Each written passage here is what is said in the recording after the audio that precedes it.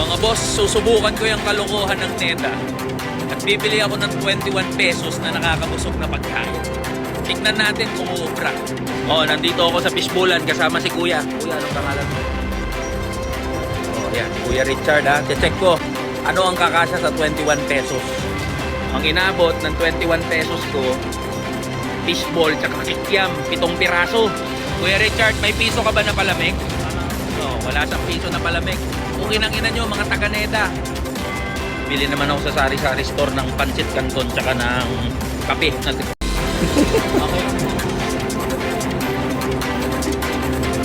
May 7 pesos kayo na.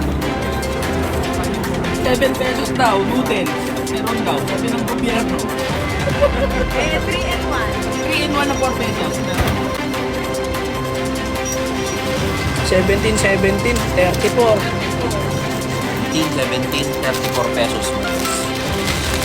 O nasa na yung 21 pesos na kalukuhan nyo? NEDA, bumili ako ng pancit canton tsaka 3 in 1. Puta, nagkautang pa ako. At sige, for the sake of argument, kahit nasabihin yung kasya yung 21 pesos, anong gusto nyong kainin namin? Puro pancit canton, puro noodles, tsaka kape? Igago pala kayo eh. Ang gusto nyo sa mamamayang Pilipino, lahat magkasakit sa bato, lahat magpadialysis. O ikaw, NEDA Secretary Arsenio Balisacan, saka lahat ng mga opisyal mo, ASEC at USEC, hinahamon ko kayo 21 pesos per meal challenge. Kahit puntahan ko kayo sa opisina nyo, hinahamon ko kayo, lumabas kayo dyan sa mga opisina nyo. Patunayan nyo na tama yung computation nyo na kayang mabuhay ng isang tao sa 64 pesos a day o 21 pesos per meal.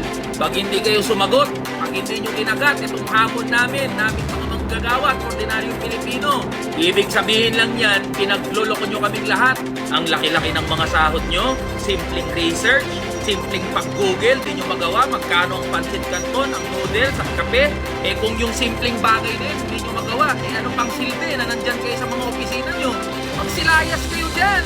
Kaya mga boss, kalampakin natin yung NEDA at Department of Finance. 21 pesos per meal challenge. Hamunin lahat ng mga nakaupo sa gobyerno. Ipakita at iparealize natin sa kanila yung kagaguhan nila.